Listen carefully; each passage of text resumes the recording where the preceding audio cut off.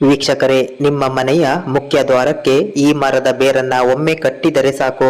ಹಣದ ದೇವತೆ ಮಹಾಲಕ್ಷ್ಮಿ ತಾಯಿ ಸಮೇತ ಮುಕ್ಕೋಟಿ ದೇವತೆಗಳ ರಕ್ಷಣೆ ನಿಮಗೆ ಸಿಗುತ್ತೆ. ನಿಮ್ಮ ಮನೆಯಲ್ಲಿ ಆ ಕ್ಷಣದಿಂದ ಅಪಾರ ಧನಾಗಮನ ಪ್ರಾರಂಭವಾಗುತ್ತದೆ. ಒಮ್ಮೆ ನಿಮ್ಮ ಮನೆಯ ಮುಖ್ಯ ದ್ವಾರದ ಹೊಸ್ತಿಲಿಗೆ ಈ ಮರದ ಬೇರನ್ನ ಕಟ್ಟಿದರೆ ಸಾಕು. ಬೇರಿನ ಕೆಳಗಡೆ ಕುಟುಂಬದ ಎಲ್ಲ ಸದಸ್ಯರು ತಿರುಗಾಡುತ್ತಂತೆಯೇ ಅವರ ಎಲ್ಲ ಕಷ್ಟ ನಷ್ಟಗಳು ದೂರವಾಗುತ್ತದೆ. ಅವರು ಬಯಸಿದಂತ ಅದೃಷ್ಟ, ಶ್ರೀಮಂತಿಕೆ ಅವರ ಕಡೆ ಬರುತ್ತದೆ. ನಿಮ್ಮ ಜೀವನದಲ್ಲಿ ಬರುತ್ತಾ ಇರುವ ಸಂಕಷ್ಟ, ಕಷ್ಟ, ನೋವು ದೂರ ಮಾಡಿ ನಿಮ್ಮ ಅದೃಷ್ಟದ ಬಾಗಿಲು ತೆರೆಯಲು ಎಲ್ಲ ರೀತಿಯ ಸಂಕಷ್ಟಗಳಿಂದ, ದುಃಖಗಳಿಂದ, ಸಮಸ್ಯೆಗಳಿಂದ, ಮುಖ್ಯವಾಗಿ ಹಣಕಾಸಿನ ಸಮಸ್ಯೆಗಳಿಂದ ಮುಕ್ತಿಯನ್ನ ಪಡೆಯಲು ಈ ಮರದ ಬೇರನ್ನ ನೀವು ಕಟ್ಟಲೇಬೇಕು. ಈ ಬೇರನ್ನ ಒಮ್ಮೆ ಕಟ್ಟಿದರೆ ಸಾಕು. ನಂತರ ಗ್ರಹಣದ ಸಂದರ್ಭದಲ್ಲಿ ಮಾತ್ರ ಬದಲಾಯಿಸಬೇಕು. ಗ್ರಹಣ ಬಂದಿಲ್ಲವಾದರೆ 365 ದಿನಗಳವರೆಗೆ ಈ ಬೇರು ನಿಮ್ಮ ಮನೆಗೆ ಸಂಪೂರ್ಣ ರಕ್ಷಣೆಯನ್ನು ಒದಗಿಸುತ್ತದೆ. ಅಷ್ಟೇ ಅಲ್ಲದೆ ಬೇರಿನ ಕೆಳಗಡೆ ತಿರುಗುವ ಎಲ್ಲ ಸದಸ್ಯರ ಕಷ್ಟಗಳನ್ನು ನಿವಾರಿಸುತ್ತದೆ ಮತ್ತು ಆ ಮನೆಗೆ ಅಪಾರ ಧನಾಗಮನ ಆಗಲು ಪ್ರಾರಂಭವಾಗುತ್ತದೆ. ಮನೆಯಲ್ಲಿ ಗ್ರಹಚಾರ ದೋಷ, ವಾಸ್ತುದೋಷ ಇದ್ದರೆ ದೂರವಾಗುತ್ತದೆ. ಮನೆಯಲ್ಲಿರುವ ನೆಗೆಟಿವಿಟಿ ಅಂದರೆ ನಕಾರಾತ್ಮಕ ಶಕ್ತಿಗಳನ್ನ ಇದು ದೂರ ಮಾಡುತ್ತದೆ. ಪಾಸಿಟಿವ್ ಎನರ್ಜಿಯನ್ನ ಮನೆಯ ಕಡೆ ಎಳೆಯುತ್ತದೆ. ಹೀಗಾಗಿ ಒಮ್ಮೆ ಈ ಮರದ ಬೇರನ್ನ ನಿಮ್ಮ ಮನೆಯ ಮುಖ್ಯ ದ್ವಾರದ ಹೊಸ್ತಿಲಿನ ಮೇಲೆ ಕಟ್ಟಿದರೆ ಸಾಕು. ಆ ಮನೆಯಲ್ಲಿ ಯಾವುದೇ ಸಮಸ್ಯೆಗಳು ಉದ್ಭವಿಸುವುದಿಲ್ಲ. ಕುಟುಂಬ ಸದಸ್ಯರು ಎಲ್ಲರೂ ನೆಮ್ಮದಿಯಿಂದ ಖುಷಿಯಾಗಿ ಬದುಕಲು ಸಾಧ್ಯವಾಗುತ್ತದೆ. ಅವರ ಎಲ್ಲ ರೀತಿಯ ಸಂಕಷ್ಟಗಳು ದೂರವಾಗುತ್ತದೆ. ಈಗಿನ ದಿನಗಳಲ್ಲಿ ಅನೇಕ ಮಂದಿ ಅನೇಕ ರೀತಿಯ ಸಮಸ್ಯೆಯನ್ನ ಎದುರಿಸುತ್ತಿದ್ದಾರೆ. ಮುಖ್ಯವಾಗಿ ಹಣಕಾಸಿನ ಸಮಸ್ಯೆ ಎಲ್ಲರನ್ನ ಕಾಡುತ್ತಿದೆ. ಎಷ್ಟು ಕಷ್ಟಪಟ್ಟು ದುಡಿಮೆ ಮಾಡಿದರೂ ಕೂಡ ದುಡಿದ ದುಡ್ಡು ಖರ್ಚಾಗಿ ಹೋಗುತ್ತಿದೆ. ದಿನದಿಂದ ದಿನಕ್ಕೆ ಅಚಾನಕ್ಕಾಗಿ ಬರುವ ಖರ್ಚುಗಳು ಕೂಡಿಟ್ಟ ದುಡ್ಡನ್ನೆಲ್ಲ ಖಾಲಿ ಮಾಡಿ ಬಿಡುತ್ತೆ. ಹೀಗೆ ದಿನನಿತ್ಯದ ಖರ್ಚು ವೆಚ್ಚಗಳಿಗೆ ಹಣ ಸಾಕಾಗದೆ ಸಾಲದ ಮೊರೆ ಹೋಗ್ತೀವಿ. ಈ ರೀತಿ ನಂತರ ವಿಪರೀತ ಸಾಲದಿಂದ ರಾತ್ರಿ ಮಲಗಿದರೂ ಕೂಡ ನಿದ್ದೆ ಬಾರದ ಸ್ಥಿತಿಗೆ ತಲುಪುತ್ತೇವೆ. ಇದು ಒಬ್ಬರ ಇಬ್ಬರ ಕಥೆಯಲ್ಲ. ಸಾಮಾನ್ಯವಾಗಿ ಬಹುತೇಕ ಮಂದಿಯ ಜೀವನದಲ್ಲಿ ಇದೇ ರೀತಿ ಆಗುತ್ತಿದೆ. ಹಣಕಾಸಿನ ಉಳಿತಾಯ ಮಾಡುವುದೇ ಕಷ್ಟಕರವಾಗಿದೆ. ಜೊತೆಗೆ ದುಡಿದ ದುಡಿಮೆ ಎಲ್ಲ ಸಾಲ ತೀರಿಸಲು ಸರಿ ಹೋಗುತ್ತದೆ. ಹೀಗಿರುವಾಗ ಇನ್ನಾದರೂ ಒಳ್ಳೆಯದಾಗಬೇಕು ಅಂತ ನಾನಾ ರೀತಿ ಪೂಜೆ ಮಾಡಿದರೂ ಕೂಡ ಯಾವುದೇ ರೀತಿ ಒಳಿತಾಗುವುದಿಲ್ಲ. ಏನೇ ಪೂಜಾ ಹೋಮ ಮಾಡಿದರೂ ಕೂಡ ವ್ಯರ್ಥವಾಗುತ್ತಾ ಇರುತ್ತದೆ. ಇಂಥವರು ಮಾಡಬೇಕಾಗಿರುವುದು ಇಷ್ಟೇ. ಈ ಮರದ ಬೇರನ್ನ ನಿಮ್ಮ ಮನೆಯ ಮುಖ್ಯ ದ್ವಾರದ ಹೊಸ್ತಿಲಿಗೆ ಒಮ್ಮೆ ಕಟ್ಟಿ ಬಿಡಬೇಕು. ಒಮ್ಮೆ ಕಟ್ಟಿದರೆ ಸಾಕು. ಆ ದಿನದಿಂದ ನಿಮ್ಮ ಮನೆಯಲ್ಲಿ ಪವಾಡ ಸಂಭವಿಸಲು ಪ್ರಾರಂಭವಾಗುತ್ತದೆ. ಅಪಾರ ಧನದ ಆಕರ್ಷಣೆ ಪ್ರಾರಂಭವಾಗುತ್ತದೆ. ಮನೆ ಮಂದಿಯೆಲ್ಲ ಮಾಡುವ ಉದ್ಯೋಗದಲ್ಲಿ ಅಪಾರವಾದ ಅಭಿವೃದ್ಧಿಯನ್ನ ಮೊದಲ ದಿನದಿಂದ ನೀವು ಗಮನಿಸುತ್ತೀರಿ. ಹಾಗೆ ಖರ್ಚಿನ ಹಾದಿಗಳು ಕಡಿಮೆಯಾಗುತ್ತಾ ನಾನಾ ಮಾರ್ಗಗಳಿಂದ ಹೊಸ ಸಂಪಾದನೆ ಬರಲು ಪ್ರಾರಂಭವಾಗುತ್ತದೆ. ಎಲ್ಲದರಲ್ಲಿಯೂ ಯಶಸ್ಸನ್ನ ಗಳಿಸಲು ಸಾಧ್ಯವಾಗುತ್ತೆ.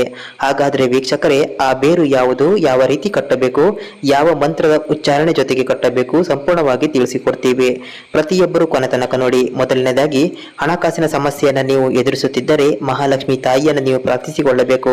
ಮಹಾಲಕ್ಷ್ಮಿ ತಾಯಿಯನ್ನ ಭಕ್ತಿಯಿಂದ ಪ್ರಾರ್ಥಿಸಿಕೊಂಡು ಕಮೆಂಟ್ ಬಾಕ್ಸ್ ನಲ್ಲಿ ಅಮ್ಮ ಮಹಾಲಕ್ಷ್ಮಿ ನಾರಾಯಣ ಸಮೇತನಾಗಿ ನಮ್ಮ ಮನೆಗೆ ಬಾರಮ್ಮ ಅಂತ ಕಮೆಂಟ್ ಮಾಡಿ ತಕ್ಷಣ ವಿಡಿಯೋವನ್ನ ಲೈಕ್ ಮಾಡಿ ಮಹಾಲಕ್ಷ್ಮಿ ಅಮ್ಮನಿಗೆ ಕೃತಜ್ಞತೆಯನ್ನು ಸಲ್ಲಿಸಿ. ವೀಕ್ಷಕರೇ, ನೀವು ಮಾಡಬೇಕಾಗಿರುವುದು ಇಷ್ಟೇ. ಯಾವುದೇ ಶುಕ್ರವಾರ ನಿಮ್ಮ ಹತ್ತಿರದ ಆಲದ ಮರದ ಒಂದು ಬೇರನ್ನ ತೆಗೆದುಕೊಂಡು ಬಂದು ಮನೆಯಲ್ಲಿ ಮೊದಲನೇದಾಗಿ ಶುದ್ಧ ಜಲದಿಂದ ತೊಳೆದು ನಂತರ ಶುದ್ಧವಾದ ಹಾಲಿನಿಂದ ಅಥವಾ ಗಂಗಾಜಲ ಇದ್ದರೆ ಗಂಗಾಜಲದಿಂದ ತೊಳೆಯಬೇಕು. ನಂತರ ಹಳದಿ ಬಣ್ಣದ ಬಟ್ಟೆಯಲ್ಲಿ ಕಟ್ಟಿ ನಂತರ ದೇವರ ಕೋಣೆಯಲ್ಲಿ ಲಕ್ಷ್ಮೀ ದೇವರು ಅಥವಾ ವಿಷ್ಣು ದೇವರ ಫೋಟೋ ಎದುರುಗಡೆ ಇಟ್ಟು ಲಕ್ಷ್ಮೀನಾರಾಯಣ ದೇವರಲ್ಲಿ ಪ್ರಾರ್ಥನೆಯನ್ನ ಮಾಡಬೇಕು. ನಮ್ಮ ಮನೆಯಲ್ಲಿ ಎಲ್ಲರ ಸಂಕಷ್ಟ ನಿವಾರಣೆ ಆಗಬೇಕು. ಎಲ್ಲ ಸದಸ್ಯರ ಸಾಲ ದೂರ ಆಗಬೇಕು. ಎಲ್ಲರ ಕಷ್ಟ ನಿವಾರಣೆಯಾಗಿ ಮನೆಯಲ್ಲಿ ಸದಾ ಸುಖ, ಶಾಂತಿ, ನೆಮ್ಮದಿ ತುಂಬಿರಬೇಕು.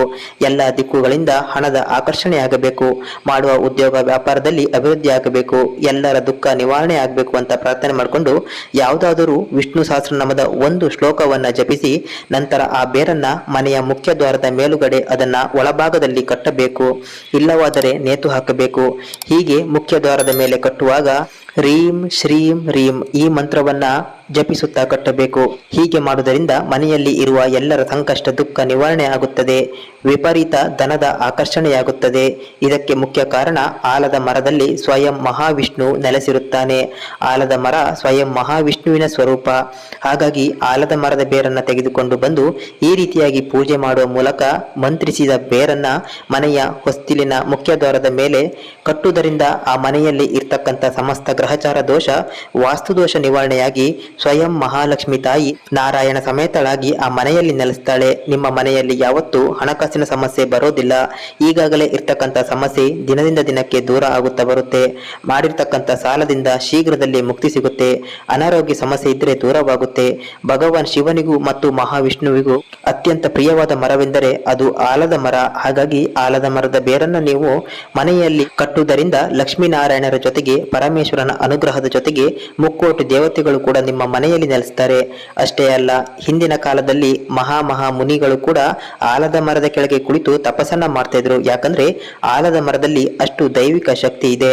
ಹಾಗಾಗಿ ಆಲದ ಮರದ ಬೇರನ್ನ ನಿಮ್ಮ ಮನೆಯಲ್ಲಿ ತಂದು ಕಟ್ಟುವುದರಿಂದ ಆ ಮನೆಯಲ್ಲಿ ಅಪಾರವಾದ ಹಣದ ಆಕರ್ಷಣೆ ಪ್ರಾರಂಭವಾಗುತ್ತೆ. ಧನ ಸಂಪತ್ತು ಹರಿದು ಬರಲು ಪ್ರಾರಂಭವಾಗುತ್ತೆ. ದೈವ ಬಲ ಸದಾ ಇರುತ್ತದೆ. ಯಾರ ಮನೆಯಲ್ಲಿ ದೈವ ಶಕ್ತಿಗಳು ನೆಲೆಸುತ್ತಾರೆ ಆ ಮನೆಯಲ್ಲಿ ಯಾವತ್ತೂ ಯಾವುದೇ ವಿಷಯದಲ್ಲಿ ಸಮಸ್ಯೆ ಬರಲು ಸಾಧ್ಯವಾಗುವುದಿಲ್ಲ. ಅಷ್ಟೇ ಅಲ್ಲ, ನಿಮ್ಮ ಮೇಲೆ ಯಾವುದೇ ಮಾಟ ಮಂತ್ರ ಪ್ರಯೋಗ ಮಾಡಿದ್ದರೂ ಕೂಡ ಎಲ್ಲವೂ ನಿವಾರಣೆಯಾಗುತ್ತದೆ. ದುಷ್ಟ ಶಕ್ತಿಗಳು, ನಕಾರಾತ್ಮಕ ಶಕ್ತಿಗಳು ನಿಮ್ಮ ಮನೆಯಿಂದ ಓಡಿ ಹೋಗುತ್ತವೆ. ನಿಮ್ಮ ಮನೆಗೆ ಭಗವಂತನ ಸಂಪೂರ್ಣ ರಕ್ಷಣೆ ಸಿಗುತ್ತದೆ. ಇನ್ನು ಯಾವುದೇ ಬುಧವಾರ ಒಂದು ಬಟ್ಟಲಿನಲ್ಲಿ ಸ್ವಲ್ಪ ಜೇನುತುಪ್ಪವನ್ನ ವಿಷ್ಣು ದೇವರಿಗೆ ಅರ್ಪಿಸಿ ಅದನ್ನ ನಿಮ್ಮ ಮನೆಯ ಹೊರಗಡೆ ಅಥವಾ ಒಳಗಡೆ ಇರುವ ಇರುವೆಗಳಿಗೆ ಅರ್ಪಿಸಿದರೆ ನಿಮಗೆ ಸಾಲದ ಸಮಸ್ಯೆಯಿಂದ ಮುಕ್ತಿ ಸಿಗುತ್ತದೆ. ಅಪಾರ ಹಣದ ಆಕರ್ಷಣೆ ಪ್ರಾರಂಭವಾಗುತ್ತದೆ.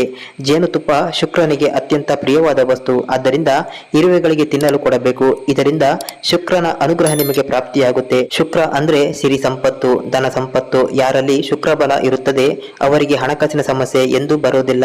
ಹಣಕಾಸಿನ ವಿಷಯದಲ್ಲಿ ಅವರು ಯಾವಾಗಲೂ ಕುಬೇರನ ಹಾಗೆ ಇರ್ತಾರೆ.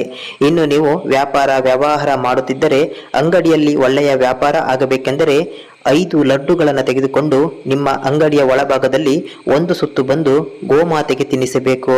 ನಿಮ್ಮ ಅಂಗಡಿಯ ವ್ಯಾಪಾರದಲ್ಲಿ ಅತ್ಯಧಿಕ ಲಾಭವನ್ನ ಗಳಿಸ್ತೀರಿ. ನಿಮ್ಮ ವ್ಯಾಪಾರ ದುಪ್ಪಟ್ಟಾಗುತ್ತದೆ. ವ್ಯಾಪಾರದಲ್ಲಿ ಹಣಕಾಸಿನ ವಿಷಯದಲ್ಲಿ ಸಾಕಷ್ಟು ಅಭಿವೃದ್ಧಿಯನ್ನು ನೋಡ್ತೀರಿ.